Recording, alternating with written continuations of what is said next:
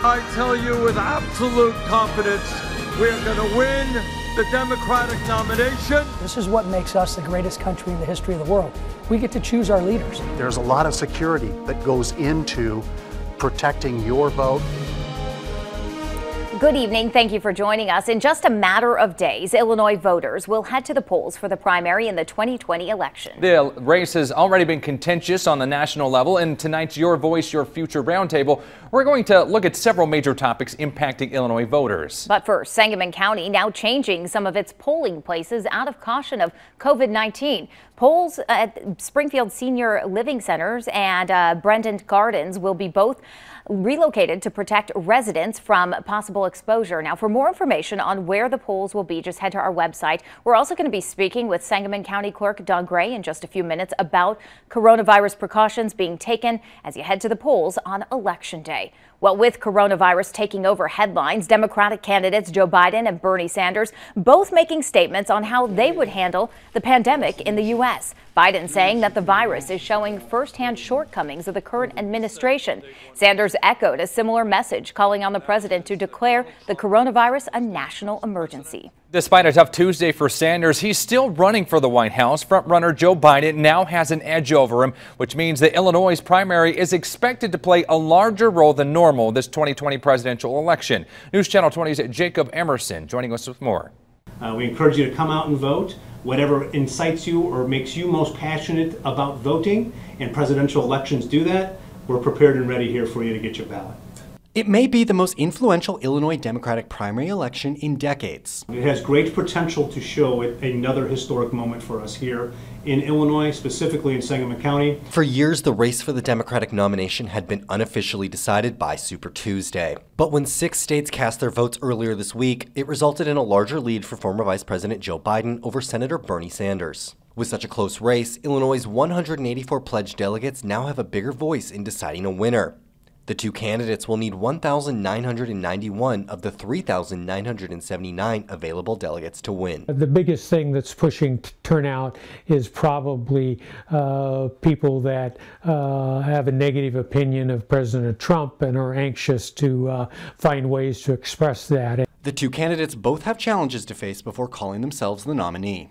And while Biden doesn't have as much money or organization at this point, he's going to benefit from Bloomberg's endorsement and, frankly, Bloomberg's activities. Professor Redfield says that Bernie Sanders will need to broaden his support in more states in order to win. Sanders lost Illinois to Hillary Clinton by 2 points in 2016. That's Jacob Emerson reporting. Now, there is one seat up for grabs in the United States Senate this election for Illinois. That's the one currently held by Senate Minority Whip Dick Durbin. Now, there are 5 Republicans on the ballot looking for the chance to unseat him.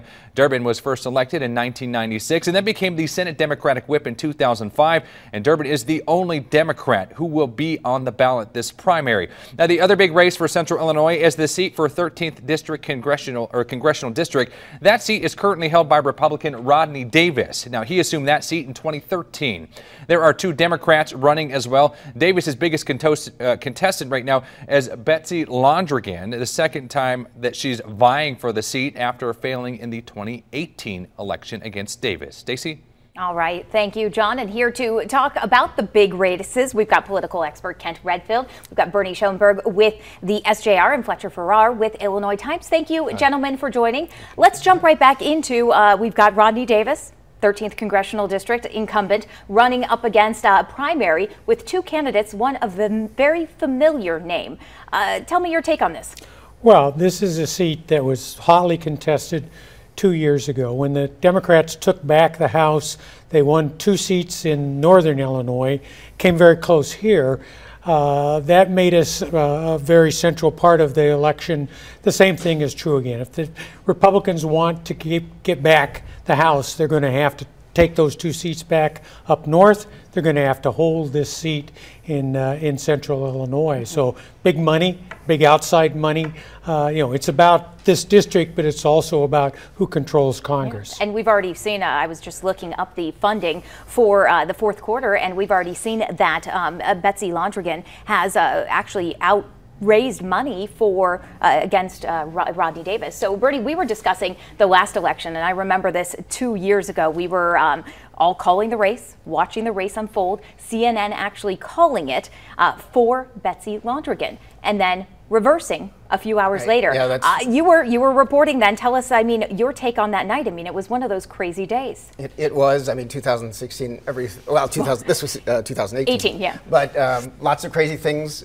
This is a very competitive district, and of course, Betsy needs to get over in the primary. Has to defeat Stephanie Smith, who is a first-time candidate. Very low funds from Urbana, but Betsy has been. She had more than $1 million on hand at the end of the year. We have not heard a whole lot of campaigning yet because I think everybody assumes that she is the clear favorite over Stephanie Smith in the primary. But she will be taking on Rodney Davis. She has to be very careful in this district because President Trump is popular downstate, despite what's been going on in recent days. Rodney Davis actually said he couldn't vote for President Trump or anybody in 2016, 2018. He wouldn't say how he voted in that because he has become a great backer of policies of Trump. So we'll have to see how that plays out within the next several months. Yeah, and Fletcher, what's your take? You've been covering politics. You've been for many years here in Illinois.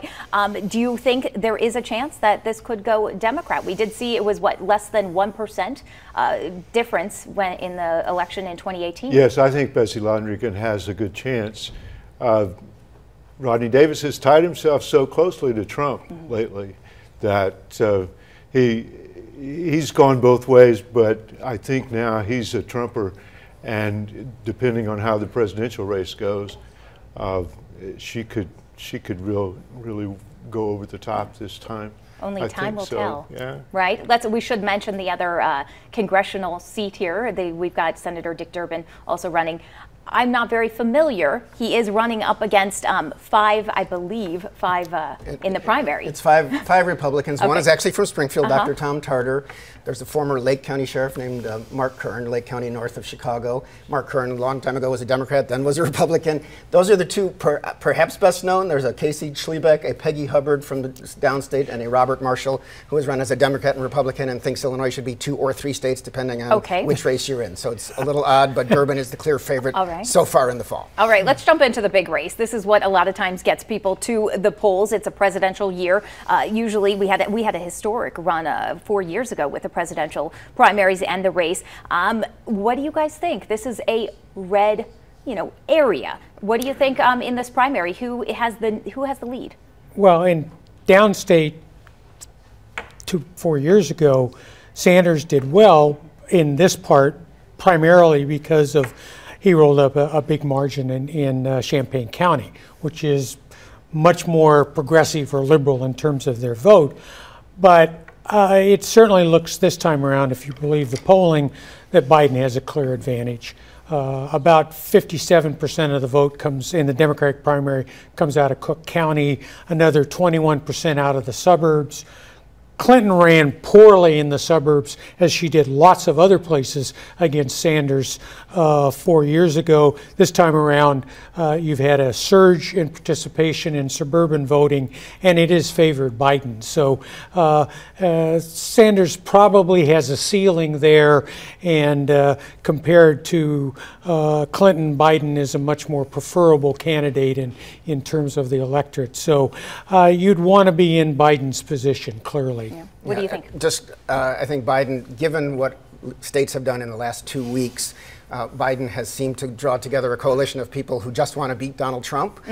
In Illinois, you've got Tammy Duckworth, U.S. Senator, Dick Durbin, U.S. Senator, Lori Lightfoot, Mayor of Chicago, Jesse White, Secretary of State. Just some examples of the well-known names who are backing Biden this time. Sanders can say the establishment is against him, but Biden has this coalition, and people in many states seem to be coalescing around him, so I wouldn't be surprised if Illinois goes in that direction. Right.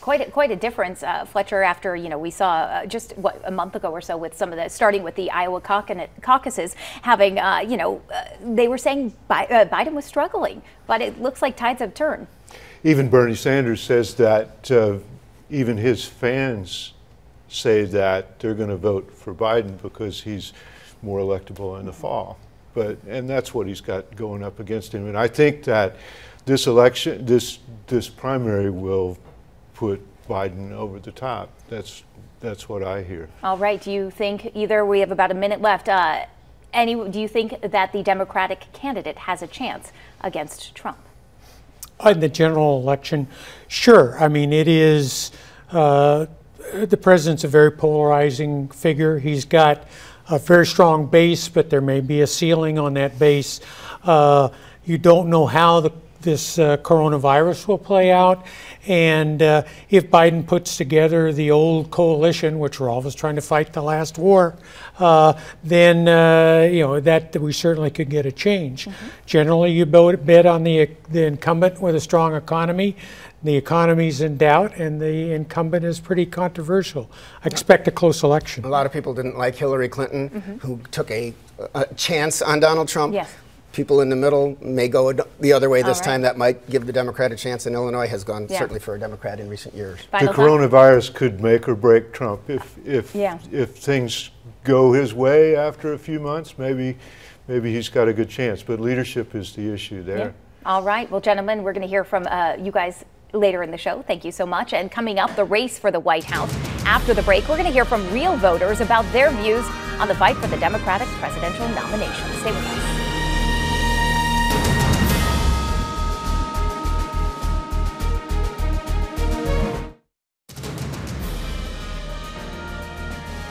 We're going to beat Trump because this will become a contrast in ideas.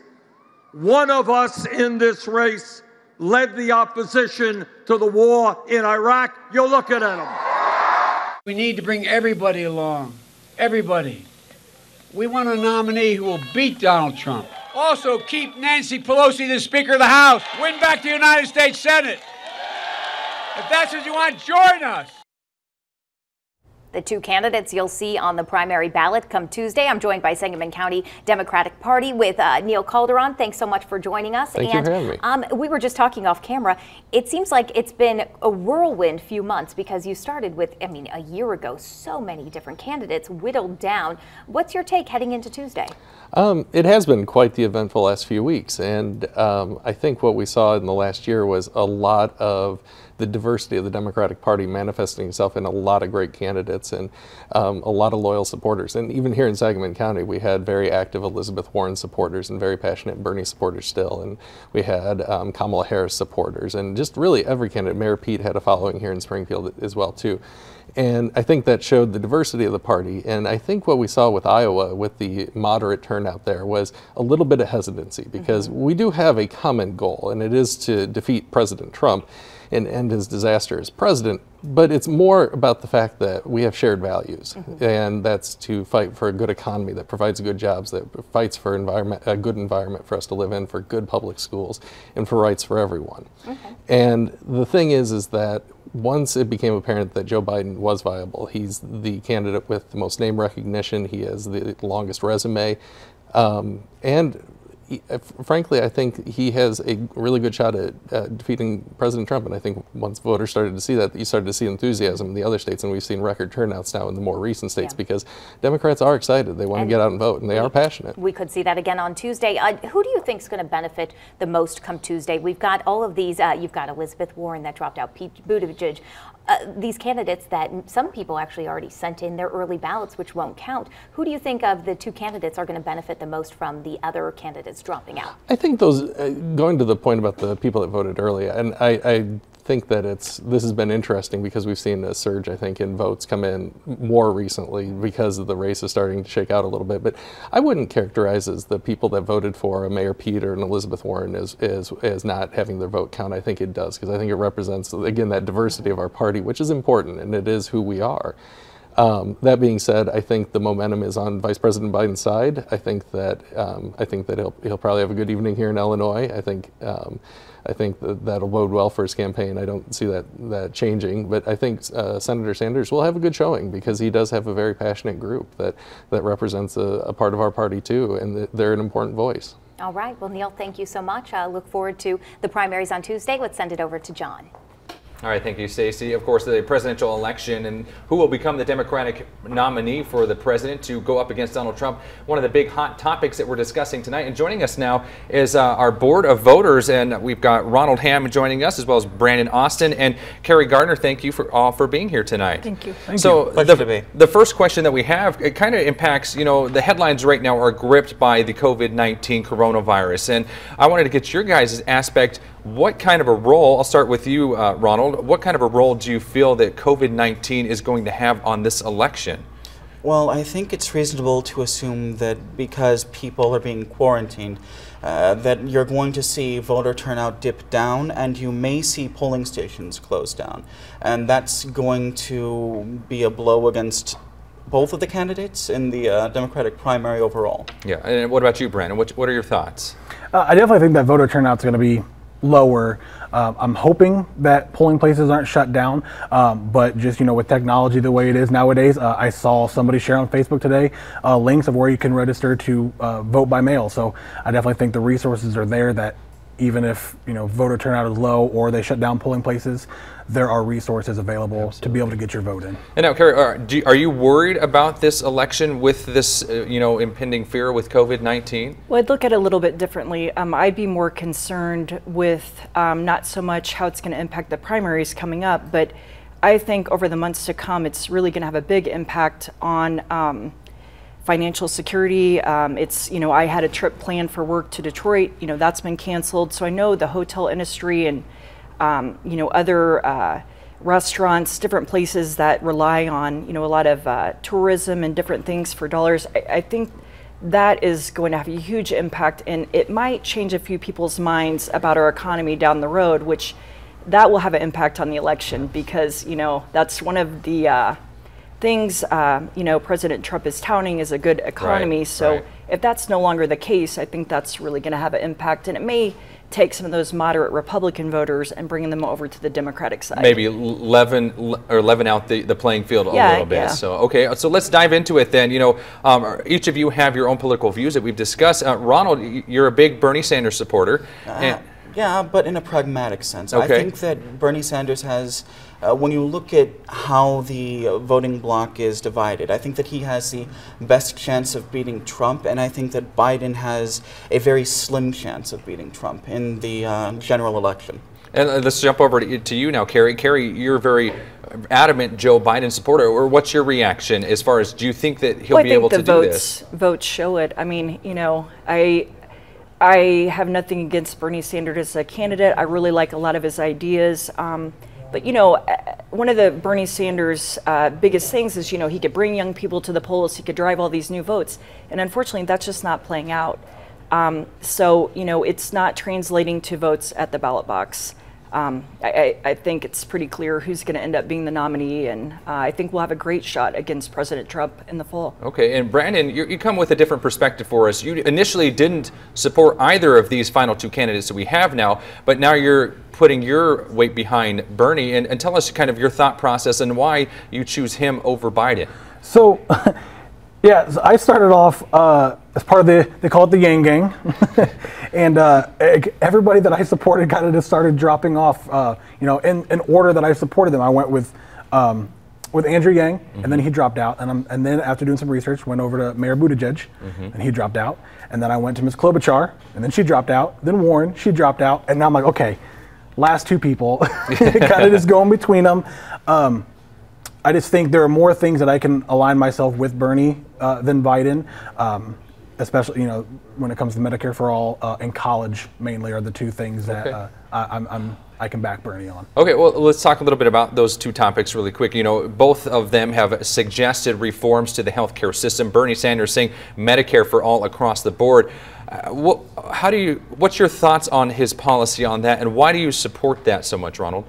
Well, if you look at, for example, you were talking about the controvirus, what we're seeing now is the results of not having a healthcare system that anyone can that is supporting everyone.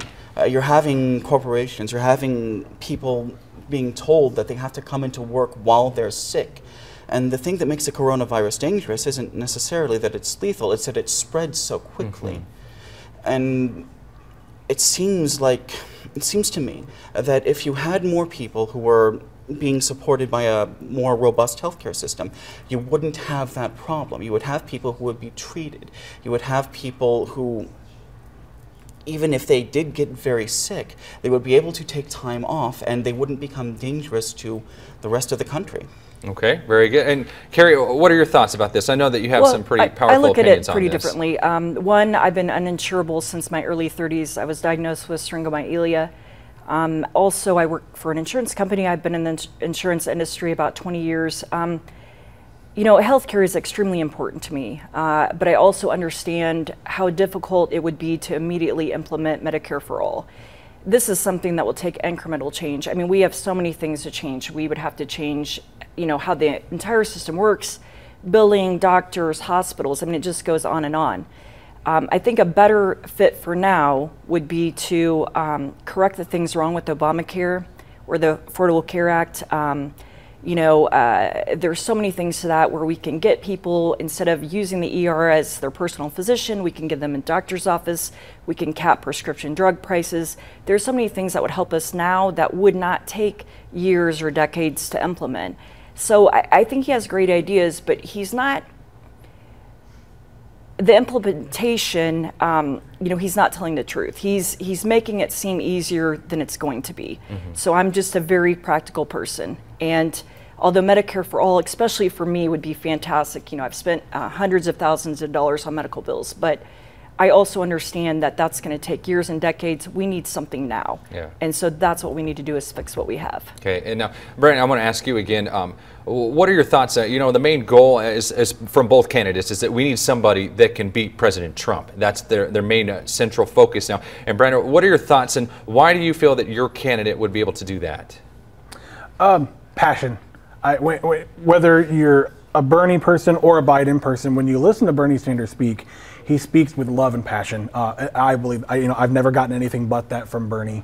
The way he looks at it, yeah, it is going to be, you know, Carrie's right. It's a very hard thing to implement. Medicare for All is something that will take years. Bernie's saying, but let's do that.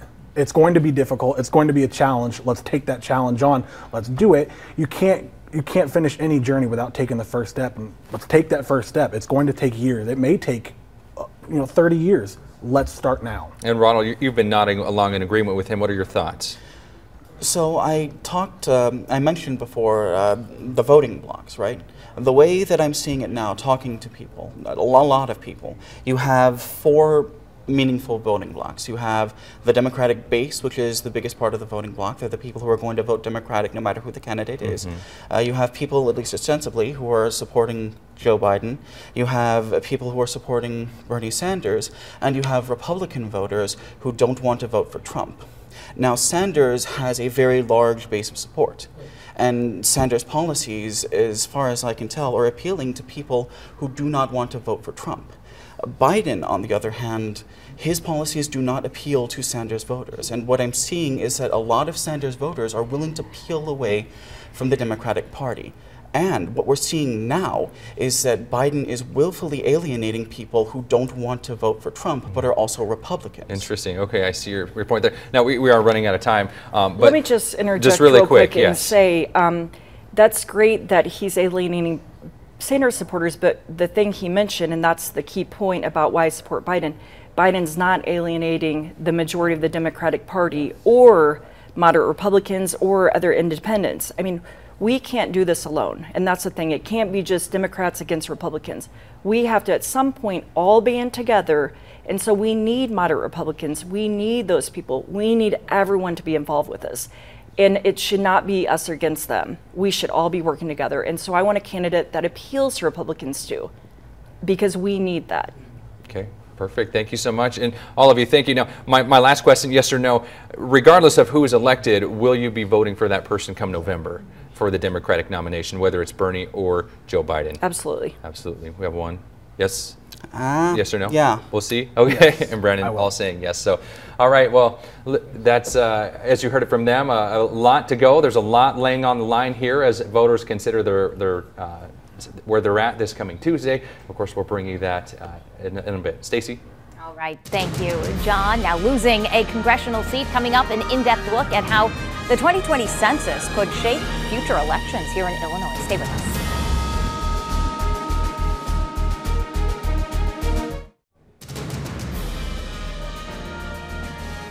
Well, the 2020 census will soon be underway, but the results will have a significant outcome on Illinois, mainly how you and your family are represented on the federal level, from the number of Illinois representatives to who will represent the district that you live in. It's something we've been talking about for months, the possibility of Illinois losing a member of its congressional delegation after the census. News Channel 20's Justin Carter breaks down what parts of Illinois could be impacted the most.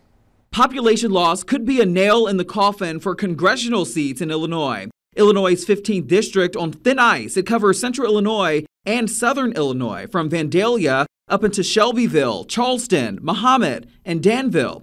Census data showing that from 2013 to 2018, the district's population dropped by about 14,000 people to 690,000 people. Congressional districts must have roughly about 710,000. And if that is not an indicator for trouble, Republican Congressman John Shimkus, who represents Illinois' 15th district, announcing that he's not running for re-election after 7 years in office. Something else to keep an eye on, a drop in population could also allow lawmakers in a Democratic-led state of Illinois to redistrict, meaning that they can draw new maps to make more competitive races. For example, in a tight 13th district, it can make or break Congressman Rodney Davis, who lost by only margins to Democrat Betsy Dirksen-Londrigan back in 2018. I think it's way past time that we have a fair map process in Illinois. We ought to take the politicians out of drawing districts for themselves, and let's make sure we get a fair commission process and fair maps in place so we can see that happen. Dirksen-Londrigan has her name in the hat ahead of the primaries in hopes of squaring off once again against Congressman Davis in November. All right, and a lot on stake. On the field here to heading into the primary. I'm joined by Kent Renfield, and of course, our political expert, Ryan Tully with Change Illinois, and Bernie Schoenberg with SJR, here to talk redistricting. And I'm hoping one of you can help explain, because this was something I had to really research on. We talk a lot about, the risk of losing a member of, the Congress, but what does that mean? Well, for congressional districts, we have 435. We divide that. Each state gets 2, regardless of how small you are. Then it's a basis of population. And as Illinois gets smaller and Texas gets bigger, then you run the numbers, and occasionally you end up with a state losing a district and another state gaining a district. What that means for the individual state depends on how you draw the maps. Currently, we draw the maps by a partisan majority drawing a map, and if the governor is of the same seat, he signs the map, and it's the Democrats win if they drew the map. Well, let's get that. That goes right into Ryan with Change Illinois, and tell us about this proposal in legislature to change the way that the maps are drawn. Yeah, absolutely. So Change Illinois is working on a proposal that has worked in other states such as California, Arizona. There's about 18 states nationally that do some kind of model of this, but we take the politicians out of the process. So it'd be an independent commission made up of citizens. It's evenly weighted with 7 Democrats, 7 Republicans, and 3 independents. And those folks would be put on the commission. They would go around the state, do over 30 public hearings to hear from what people actually want and how they want their communities to be represented, rather than having elected officials do it and worrying about holding their current seats or making sure their party stays in power. And we were talking, Bernie, off camera, that this is with the 15th congressional seat that is at risk that we could be losing. This would change how large the district is. Talk a little bit about that. Well, yeah, a lot of people think, if you lose a district, it's probably, it's based on population because congressional districts are supposed to be about the same.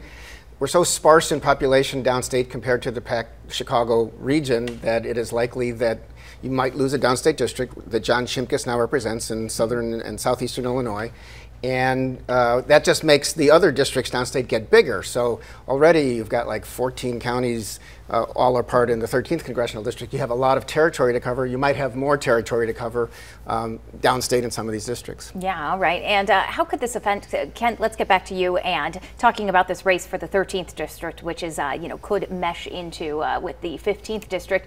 This makes the race even bigger. Well, and it depends on who's drawing the map. If it's a partisan map and the Democrats are drawing the map and they have to protect both Cheri Boustros as a downstate Democrat and Betsy Lonergan then would be a downstate Democrat, that would be very complex. There may not be enough Democrats to do that. If, on the other hand, Rodney Davis is elected, the Democrats are drawing the map, then they would protect Boustros and basically just divide up the territory. Since the congressperson from the 15th district would be the newest, the youngest kid on the block, so to speak, that would likely be the odd man out. Now, if we change the way we do maps, then it wouldn't be a partisan consideration. It would be about representation. And we should be clear, the change we're talking about also applies to state legislative districts. So, right now, for instance, Springfield has 3 state senators, only one of them lives in Sangamon County. That's what happens when you have partisan maps. As far as the idea of getting what Change Illinois wants, you have a very Democratic House, a very Democratic Senate, and a Democratic governor. The governor, Governor Pritzker, has said, I won't sign into law an unfair map, but he has not gone along yet with what Change Illinois wants. So it would be very odd, I think, just politically speaking, for this good government stuff, or what a lot of people like as good government and change, to happen with the overwhelmingly Democratic legislature, because why give up the power? But we'll see what happens. Yeah, and I would also like to point out, if Governor Pritzker was to veto the map, it would go to a backup commission, which is appointed by the legislature. Every 3 out of 4 times this has happened, they can't decide on a map, so they draw a name out of a hat. It's either Republican or Democrat, which weighs the commission, and it's still a partisan map. So even a veto is not going to solve an unfair map. We really have to reform this whole system and make sure that it's about representation. All right, of course, nothing's going to happen right now during the election. We've got to wait till the census, correct? Right, and they'll draw a map that will be in place for people to file for election in 2021 for the 2022 election. All right. Well, thank you. You guys helped enlighten me, because that's one thing I just never understood. Now I do. Thanks so much. Well, concerns over the election. Some of the questions being raised about more issues with Illinois' automatic voter registration system. That's coming up.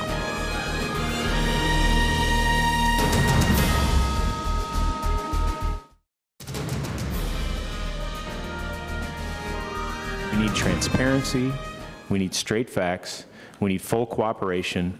And we need a sense of urgency. We need to be getting these things right. The state needs to be getting this correct. Well, in the past few weeks, it's been revealed while the Illinois automatic voter registration system has been plagued with issues. The most recent, citizens who were supposed to be registered to vote but were not. This comes after hundreds of non-citizens were mistakenly registered. News Channel 20's Noelle Ford reports. Matt Dietrich with the State Board of Elections says his agency noticed the most recent issue when a resident thought they were registered to vote through AVR and checked their voter status only to see that they weren't. That led to us this week transferring or notifying 87 election authorities throughout Illinois that 1,151 voters who had thought they were registering through automatic voter registration had been classified at the Secretary of State's office as having opted out of registration. The Board of Elections says this affected 19 people in Sangamon County, but Sangamon County Clerk Don Gray says that number is 102. We need to be getting these things right. The state needs to be getting this correct in registration when they're performing registration, so that it doesn't trickle down into election day operations. Republican Representative Tim Butler agrees. We've been assured for over 2 months now that the problems have been fixed, yet problems continue to come up. Which is why he filed House Resolution 827. It calls for the State Board of Elections to do an outside, independent audit of the automatic voter registration system. I've lost complete confidence in the Secretary of State being able to carry out this program. It is a disaster as we're looking at it today. It's been in the news a lot, and we are joined to explain a little bit more about this, Sangamon County Clerk Don Gray, of course, with our political expert Kent Redfield. And reaction to yesterday, it seems like each week there is something with the automatic voter registration. Yeah, it's got wonderful potential to be able to capture registration more quickly and more efficient, but it has to be done properly. The processing by the state is done on the front end, and as the local authority, who's the final say in certifying a registration, if it's not done correctly on the front end, I can't identify problems. So they've got to get their act together. They've got to be doing this correctly so that we've got a confident system to the public that we're registering people that are qualified to receive a ballot. All right, we've had a lot of these in the news it seems like almost every week. Do you think that this automatic voter registration has maybe, do you think voters have lost trust? Certainly when you see the stories and it's a constant, what next kind of thing, then that is corrosive to feelings, the public's feeling about legitimacy, and it can feed into negative feelings about politics. I don't know that people are ready to take up pitchforks and go picket the Secretary of State's office, but you want people to have faith in the electoral system, and things like this just it adds to it doesn't work, it's rigged, why should I vote, why should I bother, which is the last thing we need. We need people engaged. Yeah, and I've fielded lots of phone calls since this has been happening, these programming errors, and the public is feeling that something's amiss here, it's not right. And when we want to have an accurate, accountable result of an election, the front end foundation is the registration process. It's got to be done correctly, that only qualified registered citizens are voting. Okay, you've had fears of the hacking in 2016. You've also had, very close election races. We talked about the 13th district coming down to just a few thousand. We had over just one county over in Macon County. I believe it was the sheriff's race that came down to one vote. Right. So these are, some really tight races that if anything is amiss just slightly, you've got some big concerns. Yes, and we've had that experience here in Springfield with Ward 2. We're very close election. Every vote does count. And when there are qualified individuals within it that shouldn't be casting ballots, that could skew that result. That's rather unfortunate. But know that the authorities work very hard to ensure accuracy of our voter rolls. We constantly go through integrity measures so that the public gets the very best in every election. All right, so... And the Secretary of State, the State Board of Elections has taken some hits, and the Secretary of State's office has taken some hits in terms of rolling out the automatic registration. We should say that in response to 2016, there was a national effort and then a very strong effort in Illinois to improve security and to provide resources for small counties so that if you had an attack on a website or the IT in a small county, we actually have the National Guard has a lot of technical people that are in place to provide this kind of support. And so, I think the state has taken the security and not having the system hacked very seriously, and have tried to put things in place in terms of that. But it's an ongoing, every time you run something out there that's got an internet connection, then you're vulnerable, and so it's a constant vigilance. Let's talk about Tuesday coming up. Are you ready? Are you prepared for the primary? We are ready for any scenario. Know that we've been working a long time to get prepared and ready. Huge turnouts, moderate turnouts. We certainly expect that we can see a bigger turnout, and we're prepared and ready for it. All right, and Kent had mentioned some of the changes since 2016. Can you touch a little bit on those? From the cybersecurity perspective, certainly Illinois made a substantial investment in cybersecurity, most chiefly called the Illinois Navigator Program. It provided that professional expertise to examine our systems, to kind of dig deep and penetrate into how we operate both our voter registration systems and our election day tabulation systems to ensure there's no vulnerabilities. We are fairly blessed here in Sangamon County that we've got a more robust IT division. I can't say that's the case for every county in Illinois, but we are a decentralized system of operation. Each individual local authority is responsible for the tally of the votes. When one jurisdiction has problems, we all suffer. So we've got to work together. It's been providing the expertise that we need. We're certainly working hard to be detecting, protecting, and defending our apparatus of election. Have confidence that on election day, when you darken in your oval of your choice, that it's accurately recorded and that the tabulation is an accurate result of the day, and you should have a confident, credible result. All right. Something that a lot of us may not have been prepared for in the last few weeks, last month, coronavirus. Yes. This is affecting everything in our everyday lives, also the elections. What are you doing ahead of that where people may not want to be leaving their house come Tuesday? Yeah, it's again instilling that confidence, letting people know that we are concerned of providing a clean and healthy environment to cast your ballot.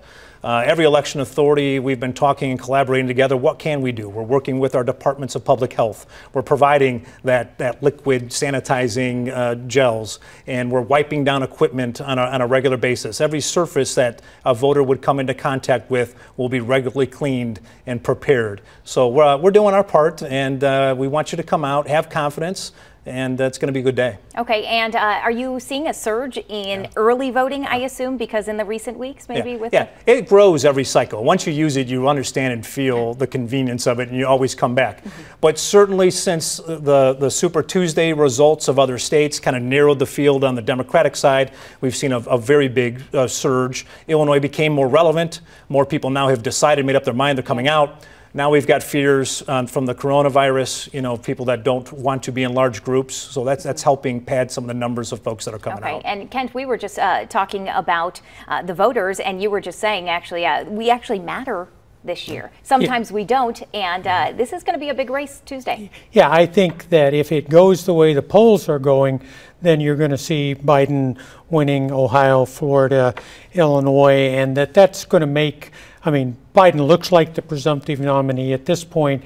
This could really solidify it, and then it would just be a matter of kind of going through the motions. It would be mathematically, it becomes very difficult to make up the numbers. But again, as you know, the world has turned around 3 times in the last 36 hours. So you're reluctant to make any definite predictions about what's going to happen. And Don, we had last election race, and I remember this just nationally. There was this huge push for young voters, and it's something that I really haven't noticed as much. Is that true, or are we still seeing a big push for young voters? I think all of the campaigns want to be able to continue to focus on that particular constituency, but in the data, the facts of the raw data, it is an older generation, a mid-life older generation that is the bulk of the ballots that get cast in every cycle, and we are no exception here in Sangamon County. Yeah. Any final thoughts? Yeah, no, it's the mystery of, to change, to get that enthusiasm that you see among young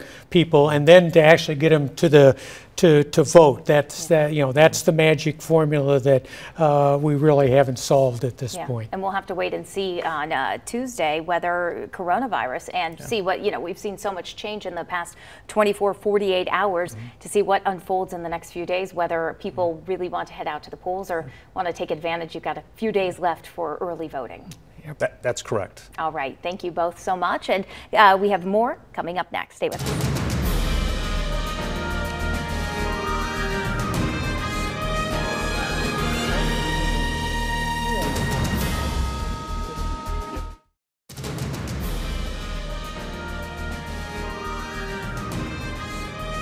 And welcome back. Ken Renfield here to wrap things up tonight. And one thing that we didn't touch on was the diverse group of candidates with the presidential election. And a big push, it seems like, for women, although it didn't quite end that way with the final 2 candidates that we're seeing on the ballot. Yeah, the Democratic field was very diverse, both racially and in terms of gender.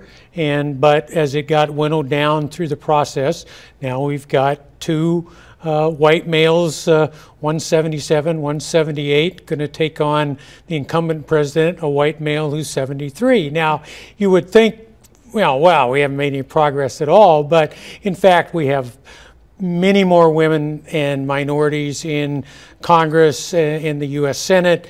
It just, eventually we will probably have a woman president. It might be, Nikki Haley, the Republican that was in the mayor of, or the governor of, I think, North Carolina, and then was the ambassador to the United Nations. I mean, it doesn't have to be a Democrat, but it is kind of a thing that culturally, at some point the boomers are going to go away. At some point we're going to have a woman in charge of the country. It's going to happen, and that'll be good, because once you break that barrier, then that's gone, and you can talk about, it doesn't have to be X or Y. It's who's the best person, who's got the best ideas. Our country has come a long way.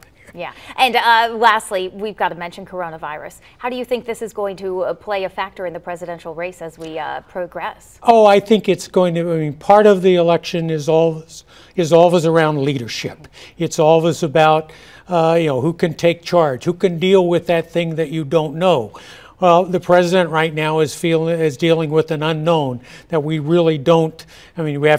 Katrina is pretty minor compared to what we're dealing with now, and so this could really have a huge impact on his reelection chances that could boost them or really cripple them, the way that Katrina had an impact on President Bush. So it's going to have an impact. Right now, that's not. What we're worried most about is keeping people alive and getting a handle on us and staying safe. But politics does, anything that happens tends to affect politics. It is unprecedented times. Kent Rentfield, thanks so much for hanging out with us tonight. Certainly. And don't forget the Illinois primary election. It's coming up next Tuesday, March 17th. Polls will be open 6 a.m. to 7 p.m. You can also take part in early voting. That's at your local county clerk's office. And we are going to have all of the results from Illinois' primary on News Channel 20 and Fox Illinois, and of course on our websites on Tuesday. That does it for us. Thank you so much for joining us on this News Channel 20,